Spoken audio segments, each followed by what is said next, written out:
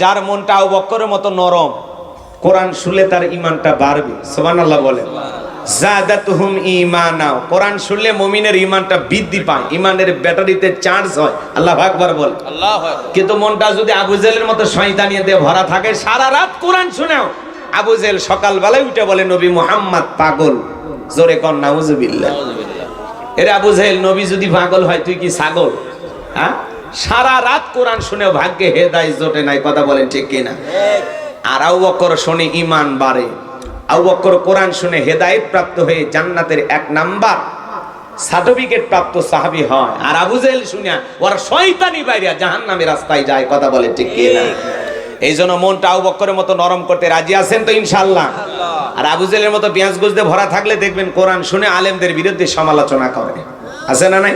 সাইস্টলে ঝড় করে দো এগুলো ওয়াজ এই সেই বক্তব্য, মানে বিরাট বড় মুফতি সাহেব, মুহাদ্দিস সাহেব। আছে না নাই? যাই হোক বাজান, হেরে যাবে ওদের হিংসা, জিতে যাবে আমাদের ভালোবাসা। কোন সমালোচনায় কোনো কাজে আসবে না ইনশাআল্লাহ। কথা বলেন ঠিক কি না? একটু জবান ছেড়ে সবাই আমার সাথে যারা তেলাওয়াত করতে পারেন তেলাওয়াত করুন। আল্লাহ রাব্বুল আলামিন বলেন, ইয়াউমা তুকাল্লাবু উজুহুহুম ফিন্নার। আল্লাহ রাব্বুল আলামিন বলেন, সেদিন মানুষের মুখমণ্ডল গুলোকে আগুন দিয়ে পুড়িয়ে ফেলা হবে। ভালো করে কথাগুলো বোঝার চেষ্টা করবেন। ইয়াউমা তুকাল্লাবু উজুহুহুম ফিন্নার, সেদিন মানুষের মুখমণ্ডল গুলো আগুন দিয়ে পুড়িয়ে ওলটপালট করে ফেলা হবে। সেদিন কোন দিন? ভাইয়েরা আমার, গভীর মনোযোগ দিয়ে কথাগুলো শুনবেন। যারা জাহান্নামের ভিতরে যাবে তাদের কথা আল্লাহ রাব্বুল আলামিন বলতেছেন, ইয়াউমা তুকাল্লাবু উজুহুহুম ফিন্নার, সেদিন জাহান্নামের আগুন দিয়ে মানুষের চেহারাগুলোকে উলটপালট করে পুড়িয়ে ফেলা হবে। ওই জাহান্নামের আগুনে মানুষগুলো জ্বলতে জ্বলতে পুড়তে পুড়তে চেহারা হয়ে যাবে কয়লার মতো কালো। ওই জাহান্নাম বড় কঠিন জায়গা। ইন্নাহা সাআত মুস্তাকাররাও ওয়া মুকামা। সূরা ফুরকানের ভিতর আল্লাহ পাক জানায়া দিলেন, নিশ্চয়ই জাহান্নাম আবাস স্থল হিসাবে, বসতির জায়গা হিসাবে কত না নিকৃষ্টতম একটা স্থান। জাহান্নাম সুখের জায়গা না, জাহান্নাম হলো যন্ত্রণার কারখানা। এ বাজান গো আমার, ওই জাহান্নাম বড় কঠিন জায়গা। আমার আল্লাহ রাব্বুল আলামিন বলেন, ইন্না জাহান্নামা কানাত মিরসাদা লিত্তাগিনা মাআবা লাবিসিনা ফিহা আহকাবা লা ইয়াযুকুনা ফিহা বারদান ওয়ালা শারাবা ইল্লা হামিমান ওয়া গাসসাকা। আল্লাহ রাব্বুল আলামিন বলেন, ইন্না জাহান্নামা কানাত মিরসাদা, নিশ্চয় জাহান্নাম ওত পেতে রয়েছে। ফুলসিরাতের কিনারায় জাহান্নাম ওত পেতে রয়েছে। এটা আল্লাহর অবাধ্য গোলামদের থাকার আবাসস্থল। এখানে তারা যুগের পর যুগ বসবাস করবে। একটা মানুষ কত লক্ষ বছর, কত কোটি বছর জাহান্নামের আগুনে জ্বলবে, এর সঠিক ইলমার জ্ঞান আছে কার কাছে? আর একটু জোরে বলেন কার কাছে? ওই জাহান্নামের আগুনে মানুষ জ্বলতে জ্বলতে পুড়তে পুড়তে চেহারা হয়ে যাবে কয়লার মতো কালো। এই দুনিয়ার আগুনের চাইতে জাহান্নামের আগুনের পাওয়ার হলো 70 গুণ বেশি। হে বাজান গো আমার, সামান্য সূর্যের তাপে আপনি আমি অস্থির হয়ে গেছি, গরম গরম বলে স্লোগান দিতেছি, পাগল পারা হয়ে গেছি।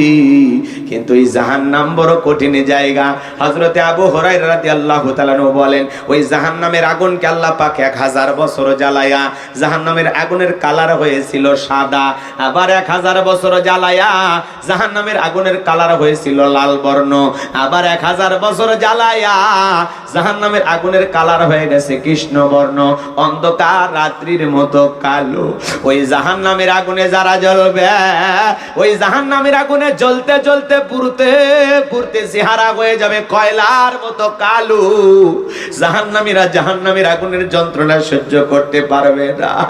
ওই জাহান্নামের আগুনে পুড়তে পুড়তে জাহান্নামীরা ক্ষুধার্ত হয়ে যখন বলবে আল্লাহ খাবার দাও, আল্লাহ খাবার দাও, বারবার যখন চিৎকার মারবে, আল্লাহ তখন ফেরেশতাদেরকে অর্ডার দেবে, আমার জাহান্নামী বান্দাদেরকে খাদ্য পরিবেশন করো। জাহান্নামের তলদেশে এক ধরনের ফলের চাষ করা হবে, যেই ফলের নাম হলো জাক্কুম, কাঁটাযুক্ত ফল। ওই ফলটা যখন জাহান্নামী বান্দাদের হাতে হাতে পরিবেশন করা হবে, ওই ফলটা পাওয়া মাত্রই জাহান্নামীরা খাবার মনে করে যখন গলার ভিতরে দেবে, ওই ফলটা গলার মাঝামাঝি আটকে যাবে, ভিতরেও যাবে না, বাহিরেও আসবে না। জাহান্নামীরা তখন চিৎকার মেরে কান্নাকাটি করবে, আমার আল্লাহ জাহান্নামী বান্দাকে এই ফল খাইতে দিয়েছে ক্ষুধা মিটানোর জন্য না, জাহান্নামী বান্দার শাস্তি আরো বেশি বাড়ানোর জন্য। ওই গলার মাঝামাঝি ফলটা যখন আটকে যাবে বাজার, গলার ভিতরেও যাবে না, বাহিরেও আসবে না, ওই কাঁটাগুলো ফুটবে আর জাহান্নামীরা ছটফট করবে, কান্নাকাটি করবে, আর ডেকে বলবে আল্লাহ এ কেমন ফল খাওয়াইতে দিল, ভিতরেও যায় না, বাহিরেও আসে না, আর সহ্য করতে পারি না গো মালিক। ওই জাহান্নামীরা যখন চিৎকার মেরে বলবে পানি দাও, পানি দাও, পানি দাও, আমার আল্লাহ তখন বলেন লা ইয়াযুকুনা ফিহা বারদাও ওয়ালা শারাবা, তাদেরকে মিনারেল ওয়াটার দেওয়া হবে না, ঠান্ডা কোনো পানি দেওয়া হবে না। যে পানি পান করে জাহান্নামী তার বুকের জ্বালা তৃষ্ণাকে নিবারণ করতে পারে, কেমন পানি দেওয়া হবে, ইল্লা হামিমাও ওয়া গাসসাকা, এমন উত্তপ্ত ফুটান্ত গরম পানি দেওয়া হবে বাজার, যা পুষ ব্যতীত কিছুই নয়। ও সাতক্ষীরার মুসলমান বাবাজিরা, দেখের ভিতরে বড় বড় ফোড়া হয়, ফাটায় দিলে ভিতর থেকে কি বের হয়, পুষ। হাসপাতাল থেকে সংগ্রহ করে দেবো, এক গ্লাস খাবেন, কেউ 50,000 টাকা দেবো, 1 লাখ দিলেও খাবেন।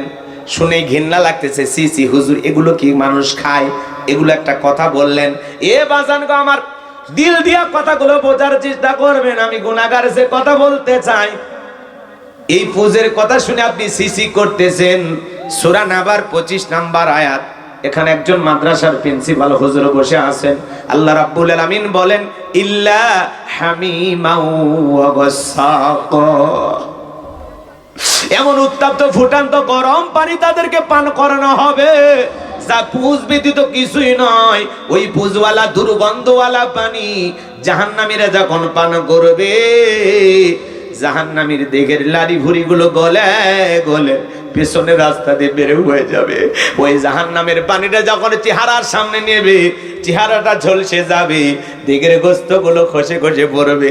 ওই জাহান্নাম বড় কঠিন জায়গা। দরিয়া নামে জাহান্নামীদেরকে এমন একটা খাবার দেওয়া হবে যে খাবার না পুষ্টি যোগাবে না জাহান্নামীদের ক্ষুধা মেটাবে। যেমন পৃথিবীতে একটা খাবার পাওয়া যায়, প্যাকেটের গায়ে বদনাম লেখা থাকে, ধূমপান মৃত্যু ঘটায়, ধূমপান ক্যান্সারের কারণ। এরপরে মানুষ খায়, বিড়ি খাইলে কি ক্ষুধা মিটা যায়?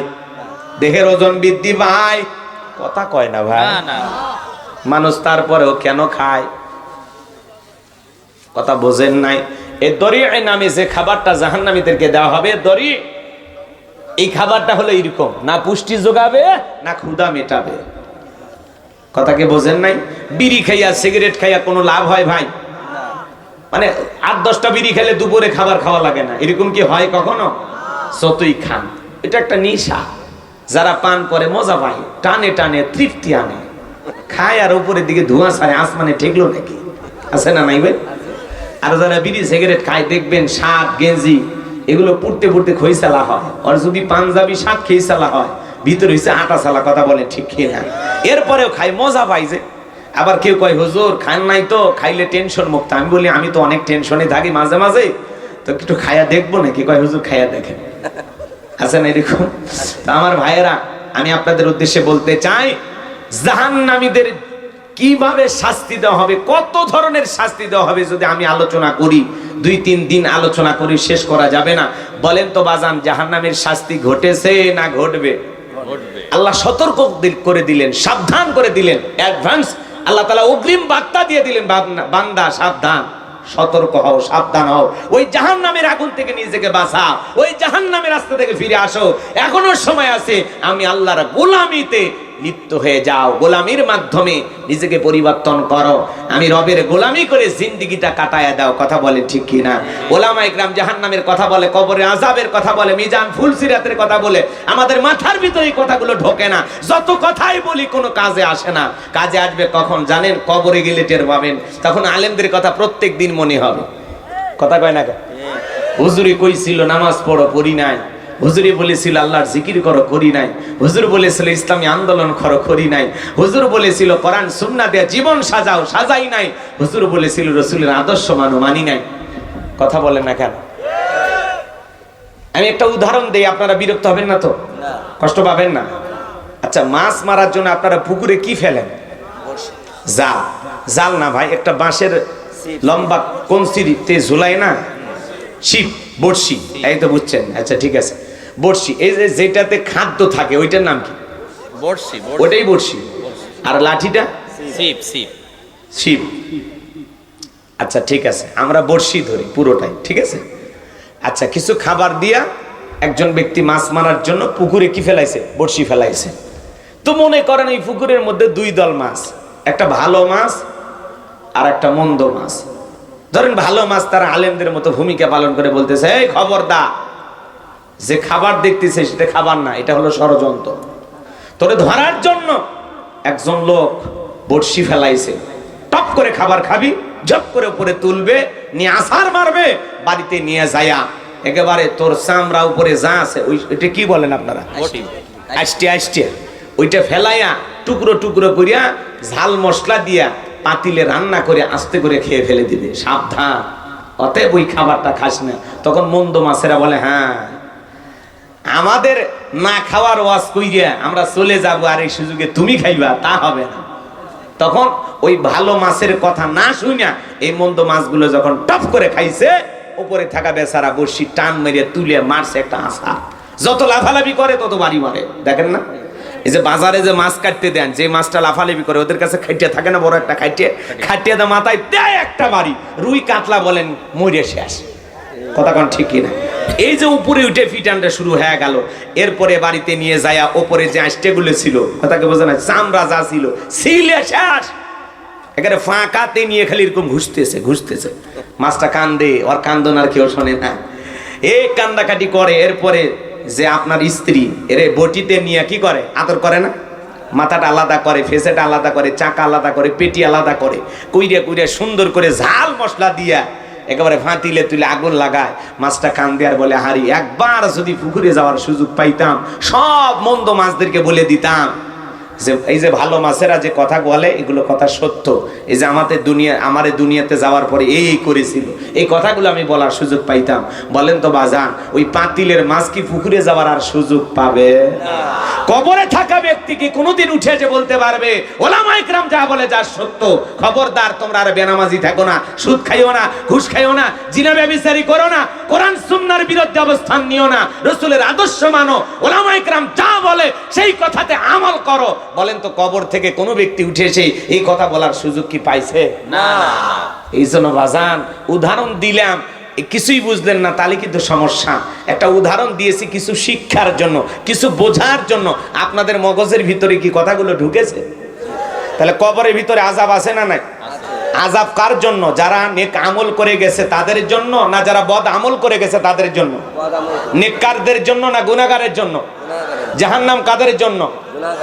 হ্যাঁ, এই যে বোঝা লাগবে। আল্লাহর অবাধ্য নাফরমান বেঈমান যারা শয়তানের ধোকায় পড়ে, ওয়াসওয়াসায় পড়ে মিসগাইড হয়েছে, ভুল পথে পরিচালিত হয়েছে, বিপদগামী হয়েছে, তাদের জন্য জাহান্নাম।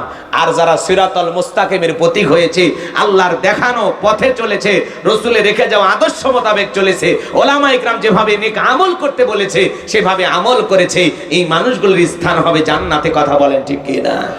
তাহলে এখন আপনি জীবন সাজানোর দায়িত্ব আপনার। ভালো করে বোঝার চেষ্টা করবেন বাজান গো আমার। আমি গুনাহগার যে কথা বলতে চাচ্ছিলাম, ওই জাহান্নাম বড় কঠিন জায়গা। সেই জাহান্নামের আগুন থেকে বাঁচার জন্য আমাদেরকে নেক আমল করা লাগবে। আমলের বিকল্প কোনো রাস্তা খোলা নাই। এই জন্য বাজান গো আমার, ওই জাহান্নামের আগুন থেকে বাঁচার জন্য মালিকের গোলামি করার দরকার আছে না নাই? রবের গোলামি করার দরকার আছে না নাই? আল্লাহ রাব্বুল আলামিন আমাদের সবাইকে তার গোলাম হওয়ার তৌফিক দান করুন। কোরআন সুন্নাহ মোতাবেক চলার তৌফিক দান করুন, পাঁচ ওয়াক্ত নামাজি বানায় দেন, দ্বীনের বুঝ দান করেন। একটু জোরে বলেন আমিন। আল্লাহ রাব্বুল আলামিন বলেন ইয়াউমা তুকাল্লাবু ওয়ুজুহুহুম ফিন্নার, সেদিন জাহান্নামের আগুন দিয়া মানুষের চেহারাগুলোকে পুড়িয়ে ওলট পালট করে ফেলা হবে। ওই জাহান্নামের আগুনে মানুষগুলো পুড়তে পুড়তে যন্ত্রণায় ছটফট করবে, কান্নাকাটি করবে, আর ডেকে বলবে ইয়াকুলুনা ইয়া লাইতানা আতা'নাল্লাহ ওয়া আতা'নার রাসূলা।